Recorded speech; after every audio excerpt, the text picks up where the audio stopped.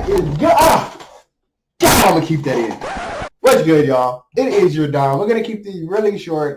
Thank you guys for the support. I truly do appreciate it. We're at 149 subscribers. I was hoping for 150 by March, and we're a month and a half ahead of that. So let's kill it. Let's get me way past it. Let the mafia grow. Y'all said you wanted longer videos, so I doubled the length. If that's not long enough for you, let me know a specific length that you like in the video.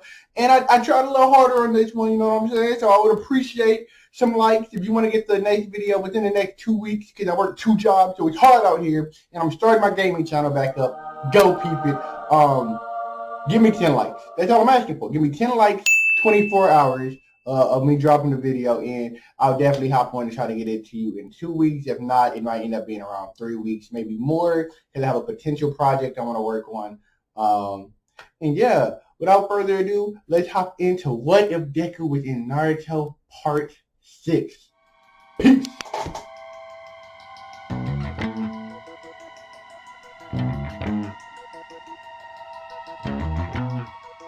After passing part 2 of the exam and exiting the forest of death, it is explained that too many of them actually made it by, and that they have to eliminate more.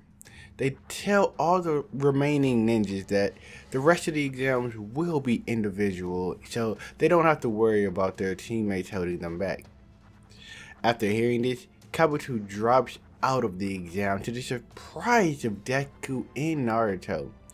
Deku asks why he would drop since he's such a skilled and knowledgeable ninja who's obviously dedicated since he's taken the exam so many times. Kabuto explains that he doesn't have the strength to fight anymore and that going forward would just be a waste of time. He then smiles and tells Deku that if he passes, he'll allow him to look at his ninja card one day. Deku smiles and says he's gonna win this match just so he can get some more data on those ninja cards. As Kabuto walks away, you see him with an evil grin on, and he's just thinking how he can't wait to see Team 7 again. After Kabuto drops out, it is announced that they will be eliminating the rest of the ninjas with a little tournament. Everyone will have one match, and if you win, you go on. If you lose, you're done. After the fights are announced, Deku walks to Sasuke and he asks him how his neck is doing. Sasuke stares at Deku, and before Sasuke can say anything, Deku says he knows and that he won't tell anybody about his neck unless he sees it getting out of hand. After that, things play out as normal as Sasuke has his fight and wins without the curse mark taking over. After the match, Kakashi comes up to him and tells him that they're gonna leave so he can help him out. All the other matches also play out pretty much the exact same, the only difference being Deku there to motivate certain people like Naruto and Rock Lee along in their fight, but ultimately that doesn't change the outcome. But for Deku's match, he's going up versus Ino. When Deku's match is announced, Deku walks out and he starts to look at the crowd, searching for his teammates and also the third Hokage. He's thinking to himself how he has to make a good impression in front of the third and apologizes to Ino, saying that he doesn't want to hurt her but that he has to go full force. The third can be seen staring intensely at Deku, and he asks someone to make sure that Deku is the child of Inko Midoriya.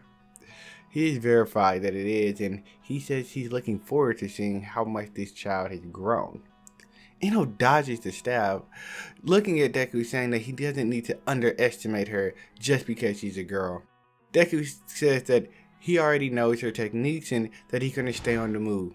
Deku is moving around and Ino is focusing solely on him, trying to stop his movements. She suddenly is caught by behind and to her surprise, Deku's standing there. She's confused about how he got behind him, knowing that he didn't use a substitution jutsu or anything of the sort. Deku, moving his chakra into his arm to strengthen his grip on her, tells her that he knows how her technique works. So before he came out, he did a transformation jutsu, turning himself into his bow staff and just having his clone be the one to carry him. Knowing that she would dodge his bow staff if he threw it at her, he used it as a chance to get behind her so he could get a hold of her.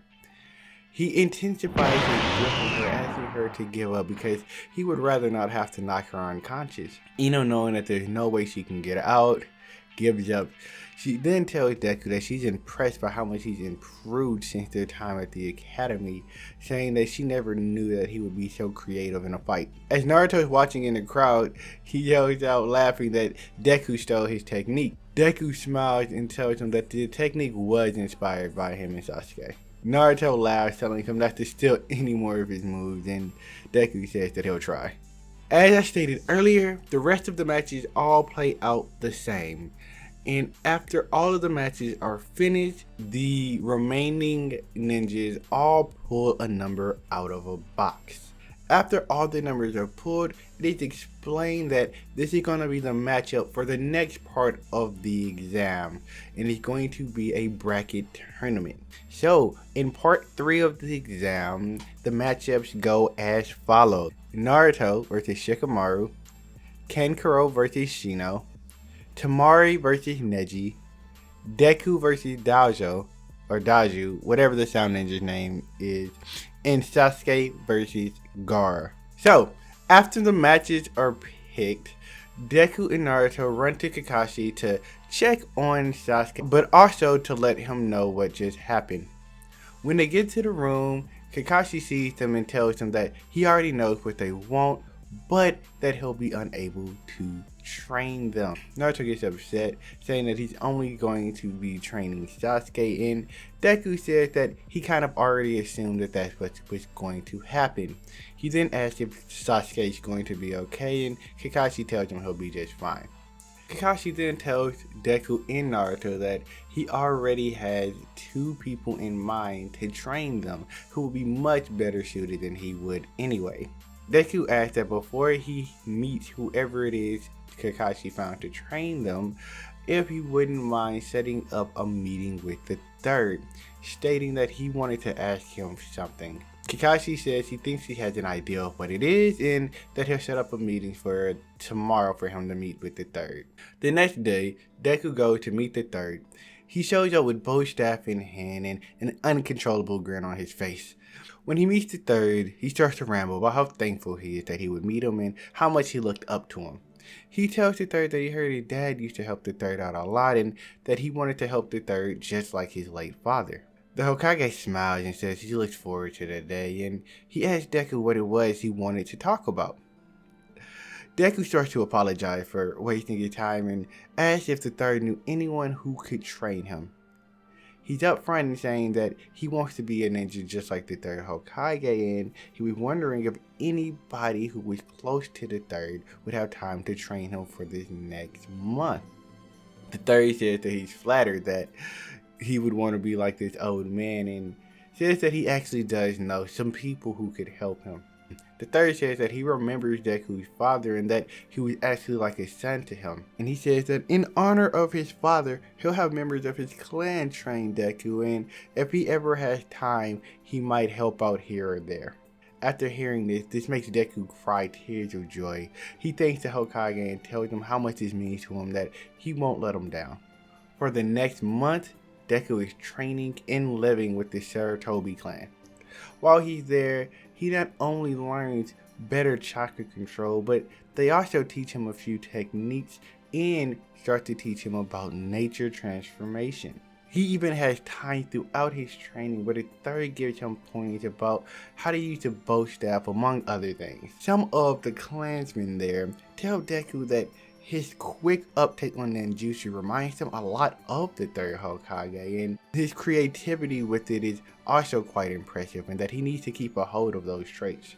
For the next month, they focus on mainly nature transformation and teaching Deku one of the signature techniques of the clan. After the month of training is over, Deku starts to head to the stadium, and he meets up with Naruto before entering. Naruto asks Deku if he's seen Sasuke, and he tells him no, and that he was about to ask him the same thing. They're looking around the stadium and they don't see Sasuke in sight, but they trust that he'll make it back in time. Naruto looks at Deku and then tells him that he bet not lose so they can meet up later in the tournament. Deku smiles and says he can't lose, not after the training he's gotten, because he can't let the Hokage down. Before the exam starts, it's explained that Daiju won't be arriving, so that means Deku will get a pass. This shocks everyone and Deku feels conflicted. He's happy to move on, but he really wanted his fight with Daiju, remembering the time that he attacked them in the forest and how helpless he felt before Rock Lee came to save him. He wanted to see how much he's improved since then, but he'll look forward to whoever he's able to fight afterwards. The first match starts and it's Naruto versus Shikamaru. In this match, Naruto tries to overpower Shikamaru with his shadow clones and for a while is able to keep Shikamaru on the ropes. But at the end, Shikamaru outsmarts him and traps him in his shadows. While Naruto is trapped in the shadows, he starts to talk to Kurama, asking him to give him chakra so that he could overpower this jutsu. But before Kurama is able to provide Naruto with any chakra, Shikamaru ultimately quits the match. Naruto is upset and confused and yells at Shikamaru, wanting to know why he would quit. Shikamaru explains that Naruto has too much stamina and without a team around that ultimately, even if he did beat him, that he would have no chakra left for the matches following. He ends up saying it's a drag ultimately and that he'll forfeit the round. In the next round is Kankuro versus Shino, and because Kankuro doesn't want to reveal his techniques, he ends up forfeiting the match, giving Shino a pass. After doing this, some of the other leaders from the other villages think that it's very convenient that the Hidden Leaf village has two of their own ninjas who get a bye. They suggest that Shino and Deku end up having a match, and the third ultimately agrees. With this change of plans, Deku and Shino both walk out to the arena preparing to fight. In the crowd, the other ninjas from the Hidden Leaf village are talking about the matchup. Most of them are saying that even though Deku has improved, that there's no way that he'll be able to beat Shino, saying that in the academy, the only person who was more impressive than Shino there was Sasuke. Naruto tells them not to underestimate Deku, and Sakura agrees, telling them that Deku has been the biggest surprise out of any of them since they've graduated from the academy. The match starts and Deku brings out a brand new bow staff that he got from the Sarutobi clan. He then starts to throw some kunai at Shino as he runs around trying to close the distance between the two. Shino says that he knows that Deku has improved on his taijutsu, but that he ultimately was going to end this match fast, and he starts to summon a ton of bugs. As the bugs start to chase Deku, Deku stops and he smiles and looks up at the third Hokage. Deku then starts to form some hand signs and takes a deep breath, and out comes a giant stream of fire that not only destroys all of Shino's bugs, but ends up enveloping most of the arena. As Shino is running backwards, just keeping himself out of the distance of the fire. Once the fire drops, Deku pops out of it and touches the ground beneath. He then summons 3 pillars of earth that surround and trap Shino. The crowd starts to go wild, and the third Hokage smiles, thinking how impressive it is that he not only mastered the Great Flame technique so quickly, but he was also able to learn how to use both of those nature transformations as well. As Shino's trapped in between the 3 rock pillars, Deku then jumps up and slams his bow staff on top of Shino's head, ultimately forcing him to the ground and knocking him unconscious. Deku wins the fight to the shock of all of the ninjas from the Hidden Leaf village, and as Deku goes back to the crowd, Naruto jumps on his back, telling him how impressive that was and that he would only expect this much from his rival. Sakura also tells Deku that she's surprised as well and wonders how he was able to use those techniques. Deku explains that the third Hokage gave the Sarutobi clan permission to train him and that they primarily focused on learning the Great Flame technique. But while he was there, they also taught him about nature transformations, and he learned that he had an affinity for Earth. The next match is Neji versus Tamaru. And this fight is close, very close, with Tamari being the perfect counter for Neji, but his training with Tenten and his natural gifts as a ninja ultimately gives him the advantage. He closes in on Tamari and wins the match. As the last match is about to begin, which is Sasuke versus Gaara, Sasuke still has not arrived, and this is making the people in the crowd anxious. Right before they're about to make Sasuke forfeit the match, him and Kakashi appear. The Gaara versus Sasuke match go pretty much the same as it does in the manga, and it does not finish because of the attack on the Hidden Leaf Village. During the attack on the village, Deku and Sakura are able to get rid of the Genjutsu before they fall asleep. Kakashi tells them to wake up Shikamaru and Naruto and that he has a very important mission for them. He then summons one of his tracker dogs and tells them that they need to follow Sasuke, who is currently chasing after Gaara. The group of Naruto, Shikamaru, Sakura, and Deku leave, and while they're chasing after Sasuke, the tracker dog tells them that they're being followed by 9 enemy ninjas. They think about giving an ambush, and Shikamaru explains to them why that wouldn't work and that one of them has to stay back to be a distraction. Shikamaru ultimately chooses to be the one, saying that his technique is the best for it anyway, and for the rest of them to go after Sasuke. As they continue down for a while, Deku says he has a bad feeling about this and that he's gonna return back to help out Shikamaru and that he'll catch up when they're done. Naruto tells Deku that he better not keep him waiting too long, and the group splits. When Deku arrives back, he sees that Shikamaru has 8 ninjas trapped, but notices that one of them is missing. He plans on waiting in the shadows for the 9th ninja to reveal himself. As Shikamaru forces the 9th ninja to reveal himself, Deku is about to go after him, but before he can, Asuma shows up behind Shikamaru with the 9th ninja in hand, and he throws him to the side. This shocks all of the other ninjas who are watching, and Deku uses this time to quickly dispose of the other 8 as well. Asuma is impressed at Deku's skill and says that he'll be as good as the 3rd one day with that bow staff if he keeps it up. Deku, who's in a panic, then asks how the 3rd, how's the village, and how's things going.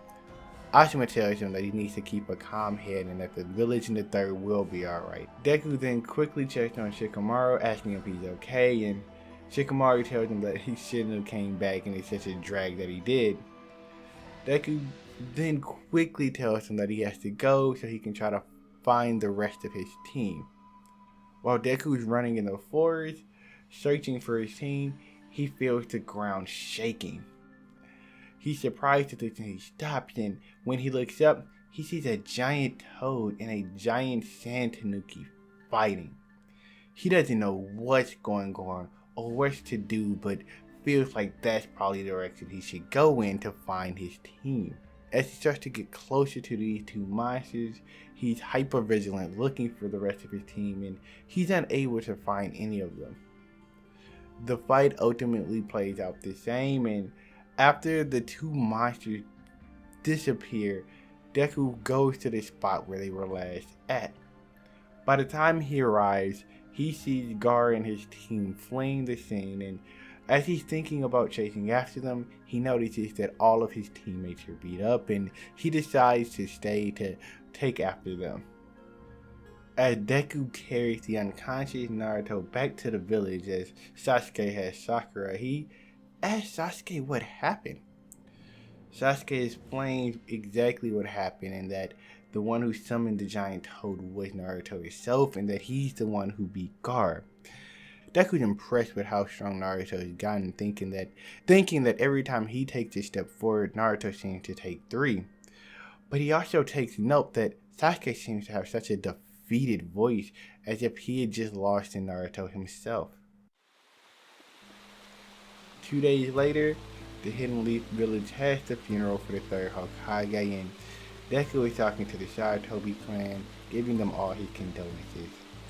He also goes up to Asuma and says that he heard that the third had another son and that he would like Asuma to pass the message of his condolences to him as well. Asuma tells Deku he heard that he was close to the third Hokage, and Deku said over the months of training there that the third felt like a grandfather to him and that the Sarutobi clan as a whole felt like family. Asuma tells Deku that he is family and so is everybody else in the Hidden Leaf Village, and that's what the Will of Fire is. And Deku smiles saying that he agrees, and they go their separate ways. The next time we see Deku, him and Naruto are at the ramen shop and Jiraiya shows up, telling Naruto that he has some research he has to do and that he wants him to come along. At first, Naruto refuses, saying that him and Deku need to do some training. Deku tells Naruto that he thinks that he should actually go with his sensei and help him out with his research. Jiraiya then tells Naruto that he actually had this jutsu he was going to teach him that was even stronger than the Chidori, but since he doesn't want to go, he'll probably just teach it to Deku anyway. Naruto quickly changes his mind and tells Deku that he's right and that he should be the one to help out Pervy Sage. Deku laughs when asked if he's able to go with them. He's thinking how much he wants to spend time with Naruto and his team since so much has been going on recently, but he also wants to spend time with Jiraiya since he was trained by the third. He probably knows even more information about him. Naruto said that it should be fine as long as he didn't get in the way of his training. The group leaves, and during this time, Itachi and Kisame fight Kakashi, Asuma, Kurenai, and Might Guy. That fight ends up playing out the same, with Kakashi being caught in a genjutsu. Sasuke then also overhears that Itachi is around and that he's going after Naruto and starts his frantic search for him. When Itachi and Kisame find Naruto, Deku's with them in the end. Deku and Naruto can both tell that these two individuals are dangerous, and ultimately this encounter doesn't change. Deku and Naruto are just way too weak to affect the situation, and Sasuke is still put in the genjutsu. Jiraiya comes through and he saves the day with Itachi and Kisame both running from the scene.